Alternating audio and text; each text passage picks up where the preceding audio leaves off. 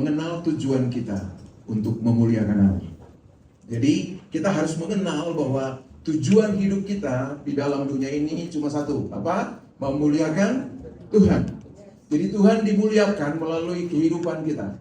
Ya, Dia menciptakan kita ke dalam dunia ini, tujuan utamanya adalah untuk Dia dimuliakan, untuk memuliakan Dia. Jadi kalau Bapak, Ibu, dan saya hari ini bisa ada di sini, bisa lakukan segala aktivitas, bisa apa saja, Tuhan sedang memberikan kesempatan itu bagi kita untuk memuliakan Dia, meninggikan Dia.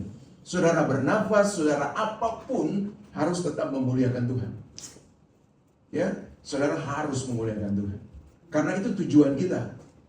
Tujuan awal Tuhan bagi kita semua, bahkan sampai saat ini, adalah memuliakan Tuhan. Ingat, ketika kamu melakukan segala sesuatu dalam hidupmu, lakukanlah seperti untuk Tuhan.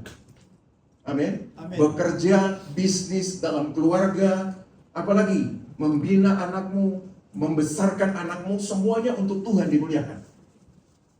Bukan kamu, ya, bukan kita, bukan keinginan kita yang terwujud, tapi keinginan Tuhan yang terwujud dalam hidup kita. Nah, kalau kita lihat itu berarti saudara, kita harus lakukan dengan benar dong. Karena untuk memuliakan Tuhan. Bukan juga lakukan setengah-setengah hati. Tapi dengan segenap hati kita harus lakukan. Apapun itu. Dalam pelayanan, di dalam pekerjaan, dalam bisnis, di dalam keluarga. Saudara harus melakukan dengan segenap hati. Karena tujuannya kan cuma satu. Untuk Yesus dimuliakan. Untuk Allah dimuliakan. Amin. Kenapa sampai saudara lakukan setengah hati? Karena saudara berpikir apa yang saudara kerjakan itu untuk saudara. Gak ada amin. Amin. Saudara, semua yang saudara lakukan, saudara berpikir bahwa saudara kerjakan hanya untuk saudara kan? Makanya saudara sering lakukan itu dengan segenap hati, dengan malas. Tapi kalau saudara berpikir begini, apa yang gue kerjakan ini untuk Tuhan, bukan untuk gue, tapi untuk Tuhan. Maka saudara akan kerjakan dengan kesungguhan hati saudara. Haleluya. Amin. Orang-orang Cipanas sudah makan ya? Sudah. Belum, sampai belum makan. Jadi nggak bergairah, saya khotbah juga. Semangat Pak, semangat. Semangat Yunus, semangat dong. Cuma ya saudara. Jadi makanya saudara, ketika saudara duduk di sini pun saudara sedang memuliakan Tuhan. Amin. Kalau begitu baru aminnya gede. Ya. Saudara duduk pun di sini karena saudara berikan hati saudara untuk Tuhan. Jangan separuh-separuh. Kalau mau senyum, senyum terus. Nggak apa-apa. Keluarin gigi biar giginya itu nggak apa-apa. Kan semua untuk Tuhan, amin. Amin. Haleluya. Kan itu penting bagi kita. Nah kita lihat ini.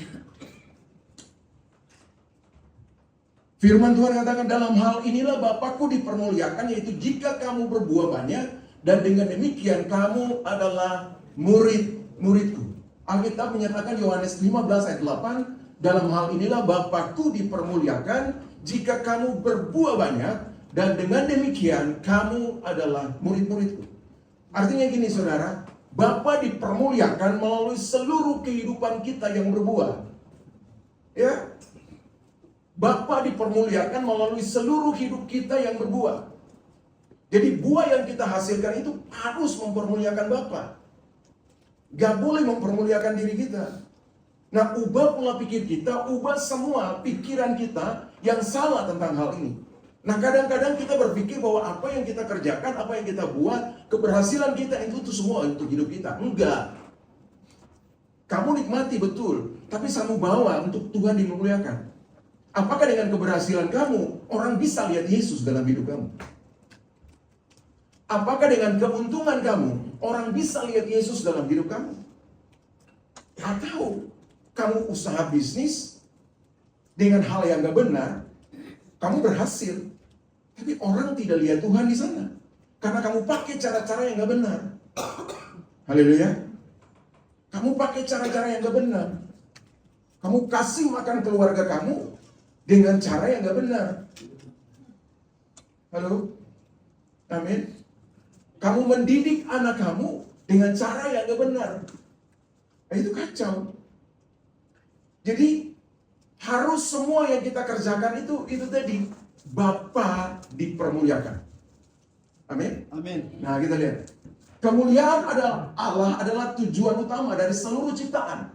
Allah tidak dipermuliakan oleh kehebatan manusia, melainkan oleh karyanya yang nyata melalui hidup kita. Sekali lagi saya katakan, kemuliaan Allah adalah tujuan utama dari seluruh ciptaan. Allah tidak dipermuliakan oleh kehebatan manusia, melainkan oleh karyanya yang nyata melalui hidup kita. Jadi Allah itu tidak dipermuliakan melalui kehebatan kamu, kehebatan kita semua. Karena hebat dan kuat kita terus arah dipermuliakan. Enggak. Kenapa? Dia dipermuliakan itu karena apa? Karena karyanya dalam hidup kita, karena kekuatan yang ada dalam hidup kita, itu yang buat kita berhasil sehingga dia dimuliakan. Amin. Jadi bukan kuat dan gagah kita, bukan. Nah, nanti kita akan belajar sama-sama ya. Makanya kita bilang tinggal dalam aku dalam kamu. Tinggal dulu dalam Tuhan, baru Tuhan tinggal dalam kamu. Kamu berhasil, kamu berbuah. Kalau kamu tidak tinggal dan aku tidak tinggal dalam kamu tidak pernah akan berbuah. Artinya kamu tidak pernah akan berhasil. Ya harus Tuhan dong. Haleluya. Nah, karya yang Yesus buat dalam hidup kamu adalah semua keberhasilan. Gak ada kegagalan di situ. Dengar baik-baik ya. Semua yang Yesus buat dalam hidup, bahkan Yesus taruh dalam hidup kita, itu semua keberhasilan. Tidak ada kegagalan di situ. Gak ada. Yang bikin gagal itu kita. Tapi semua tujuan Tuhan yang dia taruh dalam hidup kita itu keberhasilan. Haleluya. Gak ada, saudara ya. Oh, gue gak berhasil. Kamu gak berhasil karena kamu yang salah. Bukan Tuhan yang salah. Kamu gak berhasil karena bukan Tuhan yang salah, tapi kita yang salah. Cuma kadang-kadang kan kita suka komplain Tuhan kan? Benar gak? Kita sering komplain Tuhan. Tuhan kenapa sih begini? Gue sudah kerja mati-matian tapi kenapa gak berhasil? Nah sekarang harus evaluasi kembali diri kita. Apa yang telah kita kerjakan itu benar atau enggak? Kalau itu sudah benar, berarti ada rencana Tuhan yang terbaik. Sehingga kamu belum berhasil. Amin? Berarti ada rencana Tuhan yang lebih besar dari itu. Nah harus evaluasi terus-menerus dalam hidup kita. Penting baca firman Tuhan. Karena ada teguran, ada nasihat, ada apa sekalipun di sana. Nah bayangkan kalau saudara nggak pernah baca firman Tuhan. Tuntunannya dari mana? Lalu arahannya dari siapa? Kan arahan dari hidup kita. Ya. Arahan dari kekuatan kita sendiri. Bukan dari Tuhan. Kalau saudara baca firman Tuhan, pasti saudara tahu arahan Tuhan. Karena Tuhan akan tuntun saudara melalui kebenaran firman. Ya itu jelas. Nah, makanya lihat sini. Kamu tidak punya andil di situ. Karena yang punya andil adalah Allah. Haleluya. Semuanya Allah punya andil. Bahkan hidup ini pun kamu nggak punya andil. Karena yang punya andil Allah. Haleluya. Kamu punya andil cuma patung. Betul kan? Patung Ampi, patung Vera, patung Yuni. Betul. Coba kalau tidak ada hembusan nafas Allah di sini. Kamu bisa hidup nggak? Kamu bisa nyanyi nggak? Gak ada. Haleluya. Bahkan patung juga itu dibuat oleh Tuhan, Bu. Ya, dia bentuk kita dari debu tanah. Sudah jadi patung, baru dihembuskan napasnya. Fuk. Jadi sebenarnya tidak ada satupun kita yang punya andil di sana. Bahkan hidup ini, saudara dan saya nggak punya andil. Tuhan yang punya andil. Haleluya. Amin. Lihat. Nah, saya kasih bagian ini. Sederhana saja. Melekat pada Kristus, menghasilkan banyak buah, Bapa dipermuliakan. Jadi, kalau Bapa mau dipermuliakan, kamu harus dan saya melekat pada Yesus. Amin. Kita melekat pada Yesus, baru kita berhasil, baru kita menghasilkan buah. Kalau kita tidak melekat pada Kristus, Bapak, Ibu, dan saya tidak pernah akan berhasil, tidak pernah akan menghasilkan buah. Amin. Ya. Nah, tema kita dalam bulan ini itu bicara tentang gini, murid yang menghasilkan buah. Ya. Murid yang menghasilkan buah. Jadi kalau kita tidak melekat kepada Kristus, kita tidak pernah akan bisa menghasilkan buah. Atau kita tidak pernah akan bisa berhasil. Nah, kalau kita tidak berhasil menghasilkan buah, bagaimana Bapa dimuliakan? Padahal tujuan utama dalam kehidupan kita Tuhan taruh adalah mempermuliakan Bapa. Jadi Bapak, Ibu, dan saya harus berbuah. Nah, tanya kiri kanan ini, kamu sudah berbuah belum? Nah, bagian sederhana ini harus ngerti nih. Jadi kita harus benar-benar melekat pada Kristus. Kata melekat kepada Kristus berarti itu respon kita bawa diri kita untuk datang kepada Tuhan. Ya, respon kita kepada Tuhan. Jadi ketika kita melekat kepada Dia, kita bilang, Tuhan, aku taruh seluruh hidupku dalam tangan-Mu. Tuhan bekerja di situ. Kamu menghasilkan buah bukan karena andil, tapi karena pokok, kan? Ya. Ranting tidak dapat berbuah dari, ya, kalau dia tidak menancap kepada pokok. Kalau ranting tidak dapat menancap kepada pokok, maka dia akan kering. Ya, dia akan mati. Sama dengan hidupmu. Karena hidupmu hari ini semuanya andil Tuhan.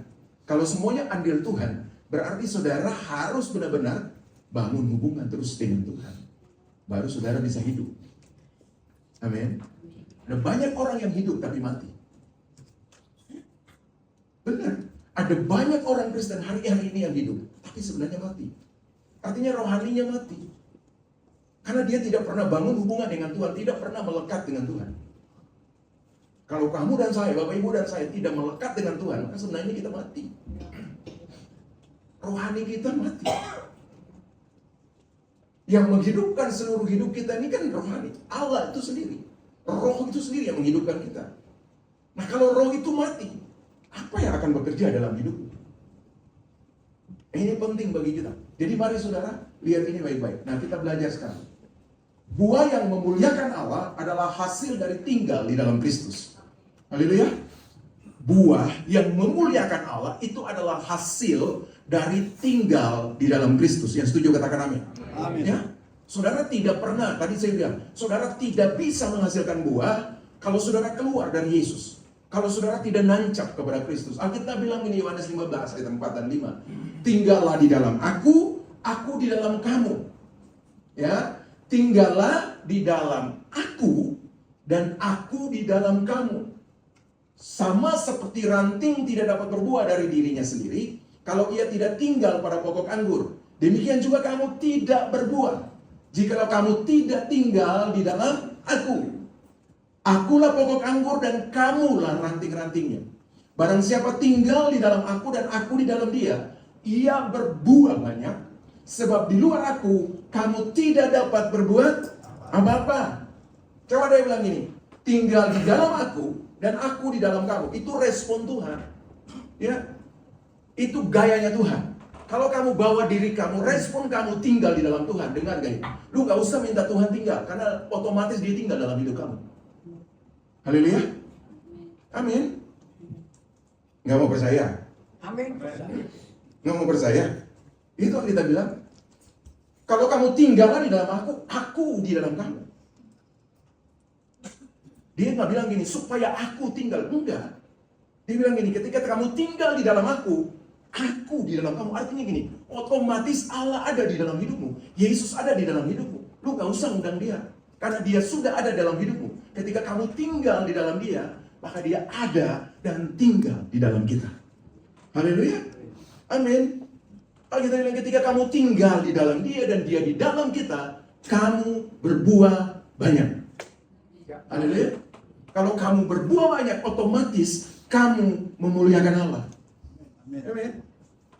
Karena orang yang tinggal di dalam Tuhan, itu orang yang sudah tidak berpikir lagi tentang diri dia. Ini benar nih. Orang yang tinggal di dalam Tuhan, dia sudah tidak berpikir lagi tentang diri dia. Karena dia tahu Tuhan yang berkarya dalam hidup dia. Makanya ketika dia berbuah pun, dia tidak sombong bahwa ini aku nih. Aku yang membesarkan gereja ini. Aku yang berdiri di sini. Awal mula aku di sini. Enggak, dia tidak tepuk dada begitu lagi. Karena dia tahu semuanya itu Tuhan yang kerjakan. Haleluya. Sama ketika saudara berhasil dalam pekerjaan, dalam bisnis, dalam apapun, dalam keluarga saudara. Dengar, itu karena Tuhan yang berkarya, bukan saudara. Haleluya. Nah, pola pikir ini, respon ini harus ada di dalam kehidupan anak-anak Tuhan. Jangan bilang begini, loh ada orang di luar Tuhan juga yang Yang apa? Yang kaya. Ya, ya mereka kaya, tapi mereka selamat enggak? Mereka kaya, tapi mereka mempermuliakan Tuhan enggak?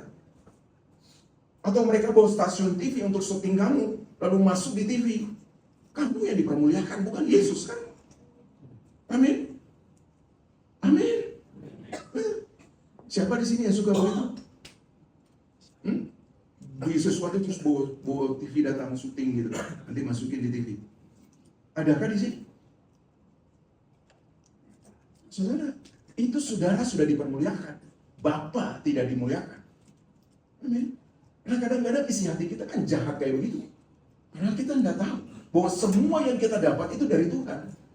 Haleluya. Kita berpikir bahwa semua yang kita dapat itu dari kita. Dengar saudara, bukan itu nggak salah, itu salah bukan. Tapi bagaimana respon kamu? Bagaimana isi hati kamu? Itu yang Tuhan lihat kan? Kalau kamu buat itu tapi kamu mau tunjukkan bahwa ini anak Tuhan loh, biar Tuhan dimuliakan, oke. Ini jadi masalah. Tapi kalau kamu muncul, kamu bilang, ini aku yang ngasih, ya kacau. Tuhan tidak dimuliakan, tapi kamu yang dimuliakan.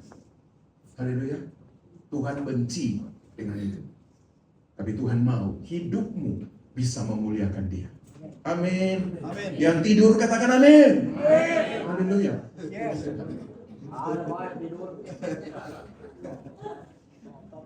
Kalau mau tidur di mana? Ya bagus. Buah yang memuliakan Allah bukanlah hasil usaha manusia, melainkan dampak mutlak dari hidup yang terus berakar dan tinggal di dalam Kristus. Jadi buah yang memuliakan Allah itu bukan hasil usaha kita. Dari tadi saya udah bilang, melainkan dampak mutlak dari hidup yang terus berakar dan tinggal di dalam Kristus. Banyak orang yang mau tinggal di dalam Kristus, tapi 1 hari 2 hari, 1 bulan 2 bulan, 1 tahun 2 tahun. Tapi sesudah itu dia hilang dari Tuhan. Dia tidak melekat lagi dengan Tuhan. Yang Tuhan bicara adalah konsisten. Amin. Setiap saat, setiap hari, setiap waktu kita harus tinggal di dalam Dia. Amin. Apapun yang kamu lakukan hari ini, kamu harus tetap tinggal dalam Dia. Mau kemana? Mau ke WC? Mau kemana? Mau ke pasar? Mau kemana? Mau ke kantor? Mau kemana lagi? Mau ke gereja? Mau kemana lagi? Mau jalan-jalan? Harus ada Yesus, tetap nampol Yesus, tetap tinggal di dalam Yesus. Amin. Amin. Sehingga itu memuliakan dari setiap langkah. Maka saya bilang ini, setiap langkahmu di dalam Kristus itu bernilai. Yang setuju katakan amin. Amin. Setiap langkah bersama dengan Yesus itu pasti bernilai. Artinya, kamu kemana sekalipun ada nilai di sana. Itu yang harus kamu bawa. Tapi kalau kamu berpikir gini, oh hidupku, gak perlu ada orang lain yang ikut campur. Kadang-kadang kita suka dengar gitu kan. Lu pusing apa dengan hidup gua? Sombong banget lu. Ya. Padahal hidupmu adalah milik Yesus. Gitu yang harus kita lihat. Nah, tinggal di dalam Kristus bukan sekedar status keagamaan, melainkan relasi yang hidup dan intim. Ini penting yang tadi saya bilang. Relasi yang hidup dan intim itu bicara tentang apa? Konsisten. Setiap hari, setiap saat harus bangun hubungan dengan Tuhan. Di mana saja, tempatmu di mana, harus tetap intim dengan Dia. Kamu dengan istrimu, kamu dengan anak-anakmu, kamu dengan siapa saja, harus tetap punya hubungan intim dengan Tuhan. Kamu sedang bergerak kemanapun, harus tetap bangun hubungan dengan Tuhan. Harus tetap intim dengan Tuhan. Sehingga ketika engkau bergerak di sana, orang tetap melihat Tuhan. Orang melihat Tuhan lewat apa? Lewat perkataanmu, lewat tindakanmu, lewat pemberianmu, lewat apa saja. Lewat pelayananmu, orang lihat. Orang lihat Tuhan di sana. Maka tadi saya bilang, setiap langkah bersama dengan Tuhan pasti punya nilai. Amin. Pasti punya nilai. Ya. Makanya kita harus lakukan itu. Ketika kita nggak tinggal di dalam Dia, ya pasti nggak akan terjadi seperti itu. Tapi ketika kamu tinggal di dalam Dia, maka tadi saya bilang, kamu akan berhasil, kamu akan berbuah.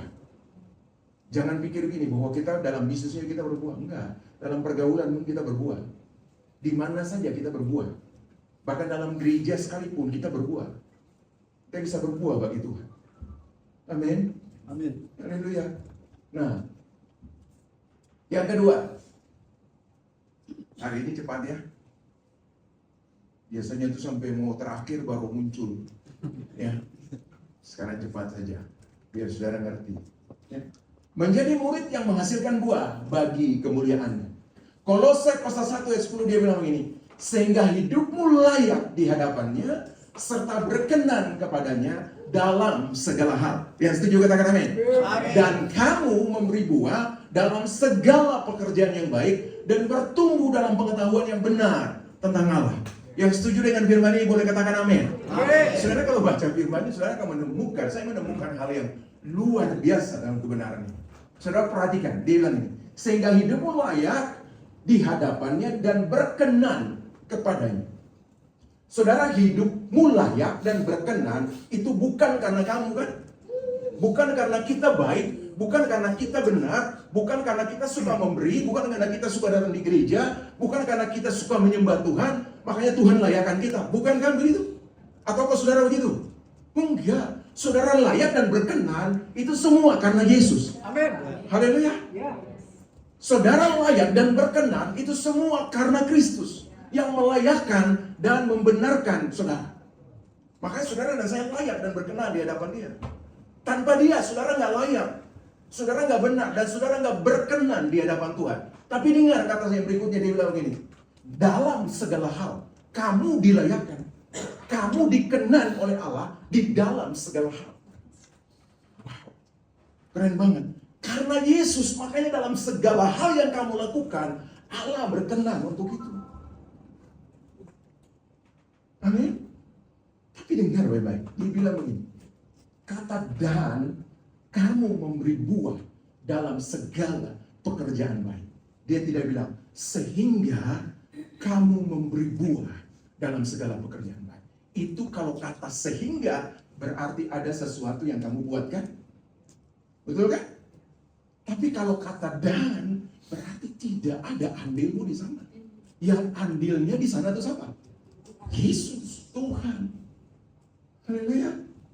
Amin. Sehingga kamu berkenan di hadapannya, sehingga kamu layak dan berkenan di hadapannya di dalam segala hal, dan kamu memberi buah. Jadi kalau kamu orang-orang yang berkenan di hadapan Tuhan, dengar, pasti kamu akan memberi buah. Kalau kamu sudah dilayakkan, dikenan oleh Tuhan, dikuduskan oleh Allah, maka kamu pasti akan memberi buah. Haleluya, amin. Kamu pasti memberi buah karena kamu tinggal di dalam Dia, karena kamu mengerti. Nah, kata selanjutnya ini yang bikin keren. Yang dia bilang begini, dan bertumbuh dalam pengetahuan yang benar tentang Allah. Yang logisnya, pohon itu harus bertumbuh dulu, baru buah. Betul nggak? Betul. Nah, kenapa dia taruh bertumbuh di belakang? Kenapa dia harus berbuah dulu baru bertumbuh? Jadi Paulus keren, saudara. Di dalam Kolose ini dia, wah, saya baca ini sih lihat pengertian buah, dahsyat itu. Sebenarnya Paulus bukan bicara bertumbuh dalam hal pohon, tapi dia bicara bertumbuh dalam pengetahuan, dalam pengertianmu. Bahwa ketika kamu berbuah, bukan karena kamu, tetapi karena Tuhan yang buat kamu berbuah. Makanya kamu bertumbuh di dalam pengetahuan. Ketika kata berbuah keluar, baru kata bertumbuh. Bukan bicara tentang pertumbuhan dari secara pohon, bukan. Tetapi pengertian-pengertian yang kamu dapat, itu pengertian yang benar. Haleluya. Bahwa sebenarnya ketika kamu berbuah, bukan karena kamu yang hebat, bukan karena kamu yang bisa buat buah, tetapi karena Tuhan, Yesus yang sudah membenarkan kamu, yang sudah melayakkan kamu, dan berkenan di hadapannya, kamu bisa berbuah. Gak ada amin lagi kan? Amin. Orang sudah sampai berbusa-busa begini. Amin. Saudara lihat ini baik-baik. Kita harus tahu bahwa pengetahuan tentang Allah, tentang ini harus ada. Maka Paulus, wow.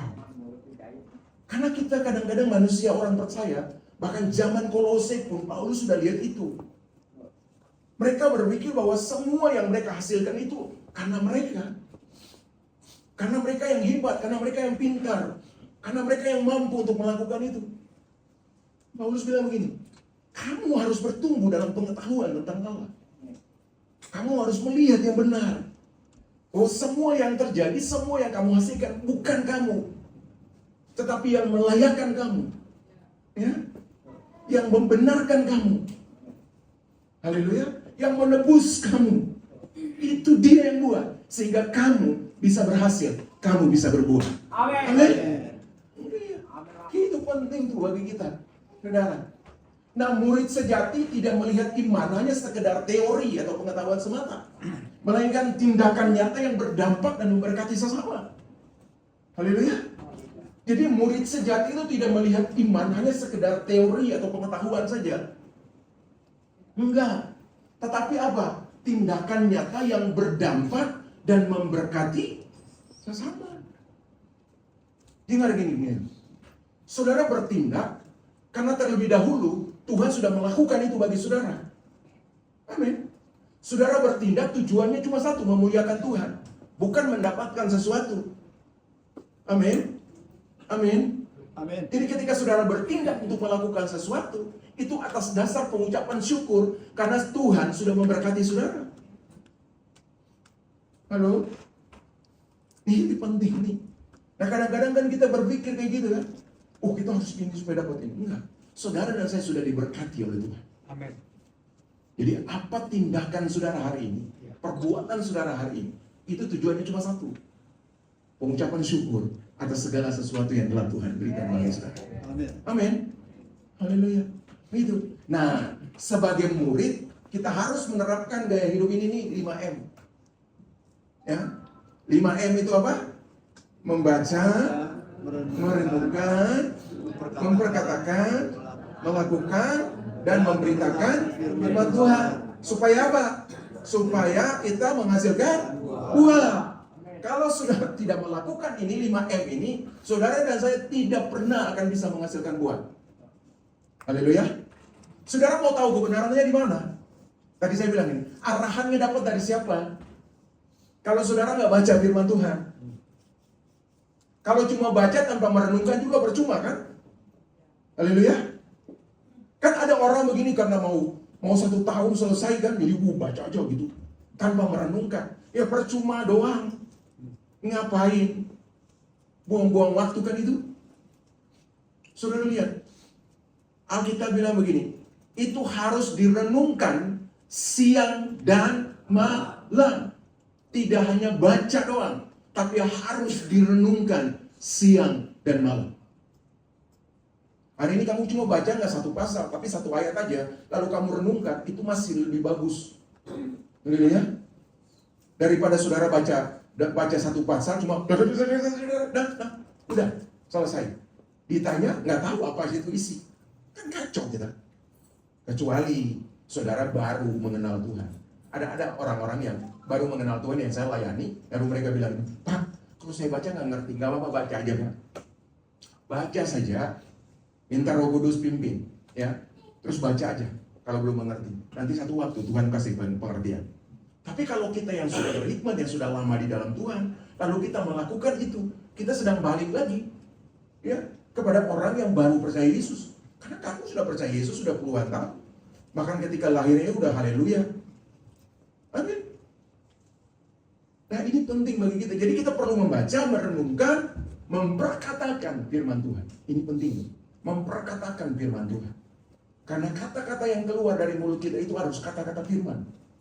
Bukan kata-kata yang salah. Bukan kata-kata yang merugikan orang lain. Terus melakukan. Dan apa? Kalau saudara sudah melakukan, beritakan itu juga bagi orang lain. Amin. Amin. Ketika saudara melakukan dan memberitakan itu bagi orang lain, maka saudara akan berbuah. Sehingga banyak orang yang akan datang untuk memuji dan menyembah Tuhan. Karena kehidupan kita yang berbuah. Amin. Amin. Haleluya. Yang terakhir, pas waktu hari ini, ya, berbuah dan memuliakan Allah adalah tujuan hidup kita. Yang setuju katakan amin. Amin. Yohanes 15:16 bilang gini, bukan kamu yang memilih aku, tetapi akulah yang memilih kamu, dan aku telah menetapkan kamu supaya kamu pergi dan menghasilkan buah, dan buahmu itu tetap, supaya apa yang kamu minta kepada Bapa dalam namaku diberikannya kepadamu. Yang setuju dengan firman ini katakan amin. Amin. Dengar, dia bilang ini, bukan kamu yang memilih aku. Kekristenan itu bukan agama kan, tapi kekristenan itu adalah bicara apa? Hubungan, relasi, hubungan dengan Tuhan. Dan ingat, banyak orang yang beragama cari Tuhan. Tapi kekristenan itu tidak cari Tuhan. Tuhan yang turun cari kita. Amin. Amin. Sekarang saya tanya, saudara ini hidup dalam dosa, kita semua hidup dalam dosa. Allah itu kudus. Ya kan? Kalau saudara mau ketemu dengan Allah, saudara harus kudus dulu. Betul kan? Kalau enggak bakalan saudara akan ketemu dengan Allah. Saudara mau cari pakai apapun, enggak bakalan akan ketemu. Kan itu yang dilakukan oleh orang-orang sebelum Yesus datang kan? Mereka lakukan itu. Mereka bikin pemudusan bagi dirinya supaya ketemu dengan Allah. Enggak. Karena sedikit dosa saja, itu tidak akan bisa bertemu dengan Allah. Makanya Yesus datang mencari kita, memulihkan kita, menguduskan kita, membenarkan kita, supaya kita kembali lagi bisa punya relasi dengan Tuhan, dengan Allah. Amin. Makanya dia bicara gini, aku datang mencarimu. Bukan kamu yang mencari. Kalau kita cari, sampai ayam tumbuh gigi juga nggak dapat. Ya? Sampai kita dipanggil pulang, nggak ketemu. Tapi karena dia sudah datang, kita kenal dia sudah menguduskan kita, dan dia buka jalan itu, relasi itu, hubungan kita dengan Allah, makanya kita bisa sampai kepada Allah. Haleluya. Amin. Itu. Makanya saudara bersyukur bagi Tuhan. Dan dia bilang gini, tetapi akulah yang memilih kamu dan aku telah menetapkan kamu. Wow. Yang Yesus tetapkan kamu untuk apa? Supaya kita pergi dan menghasilkan buah. Dan buahmu itu tetap. Jadi cuma bukan berbuah satu musim saja selesai. Enggak. Tapi berbuah setiap musim. Amin. Nah, saya cerita ini berkali-kali, saya cerita ini saudara, karena ini bagus sih saya. Ya. Satu kali kan Yesus, waktu Yesus mengutuk pohon ara kan saudara tahu ya. Gitu kan. Dia datang cari buah, dia datang lihat buah pohon ara itu rimbun bagus banget, tumbuhnya keren. Nah, dia tertarik dengan itu. Tapi ternyata ketika dia sampai situ bukan tertarik dengan pohon itu yang rimbun, bukan. Tapi dia tertarik dengan buah. Dia datang di situ cari buah, nggak ada. Tapi Alkitab bilang begini, karena pada saat itu belum apa? Musim. Kalau belum musim, lu mau cari sampai apapun nggak bakalan dapat, karena belum musim kan. Nah, pertanyaannya begini, apakah Yesus salah? Apakah Yesus salah? Padahal dia udah tahu ini belum musim. Pertanyaannya itu. Bisa jawab nggak? Takut ya? Takut bilang Yesus salah ya? Apakah Yesus salah? Enggak. Yesus nggak salah. Kenapa? Karena dia sedang mengajar murid-muridnya. Dia sedang memberikan pengertian bagi murid-muridnya. Begini, dia bilang gini, kamu mau musim atau tidak musim, kamu harus tetap berbuah. Amin. Amin. Haleluya. Ya. Kamu mau sakit atau mau sehat, atau mau rugi atau mau untung, kamu harus tetap berbuah bagi Ya. Allah. Amin. Itu Tuhan. Jadi dia nggak pernah lihat musim. Tapi yang dia lihat bahwa ada potensi dalam hidupmu, potensi dia yang ada dalam hidupmu, yang bisa menghasilkan buah di setiap musim. Amin. Amin. Kan gitu. Kan kita cari musim, nggak ada. Di dalam Tuhan itu nggak ada musim. Oh iya ya, hari ini musim flu ya. Di Alkitab mana terus musim flu? Oh ada musim itu ya, musim pilek ya, musim sakit ya. Mana di Alkitab ada bilang musim sakit? Nggak ada. Kita suka nambah-nambah kebenaran aja. Kacau kita.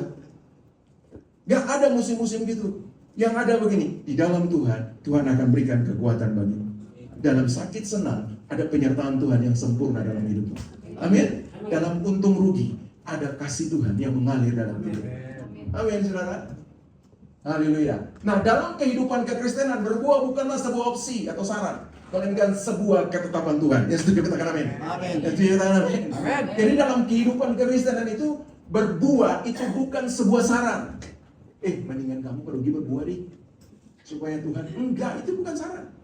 Itu bukan opsi. Pilih, kamu mau berbuah atau enggak. Enggak ada.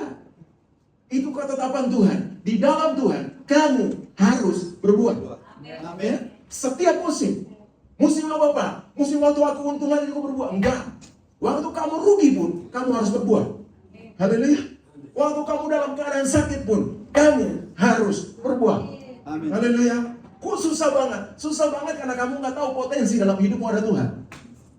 Haleluya. Nah, kesadaran itu yang kadang-kadang nggak ada dalam kehidupan anak-anak Tuhan hari-hari ini. Makanya bangun kesadaran itu. Bahwa Tuhan ada dalam hidupmu. Kalau dia berikan sesuatu, dia sedang proses kamu supaya kamu tahu bahwa dia tinggal dalam hidupmu. Ya. Dalam Yohanes 15:16, Tuhan Yesus menegaskan bahwa identitas kita sebagai muridnya harus dibuktikan dengan buah yang nyata dan berdampak bagi kemuliaannya. Haleluya. Jadi Yohanes 15:16 itu Tuhan Yesus menegaskan bahwa identitas kita sebagai muridnya itu harus dibuktikan dengan apa? Berbuah. Kalau kamu nggak berbuah, kamu bukan murid. Haleluya. Amin. Kalau kamu nggak berbuah, kamu bukan murid. Jadi kamu harus berbuah. Karena itu bukti kamu jadi murid Yesus. Kenapa sampai begitu? Karena ada potensi Tuhan di dalam hidup kita. Ada potensi Kristus dalam hidupmu. Kalau ada potensi Tuhan dalam hidup kita, kita pasti akan berbuah. Haleluya. Nah, Tuhan memilih kita bukan sekedar agar kita masuk surga atau terhindar dari neraka. Tetapi Ia menetapkan kita untuk menghasilkan buah. Agar Bapa dimuliakan melalui hidup kita. Nah, kita sering masuk gereja cuma cari surga kan? Betul nggak? Padahal kamu nggak tahu bahwa ketika kamu terima Yesus, ya surga sudah dalam tangan kamu. Kamu sudah ada bersama-sama dengan Yesus. Haleluya. Sekarang ini saya tanya saudara. Kalau Yesus nggak ada di surga, saudara mau pilih mana? Saudara pilih cari Yesus, tinggal dengan Yesus, atau tinggal di surga? Yesus. Kalau Yesus, seandainya Yesus nggak ada di surga, Yesus ada di tempat lain, saudara pilih mana? Susah kan pilihnya? Susah kan pilihnya?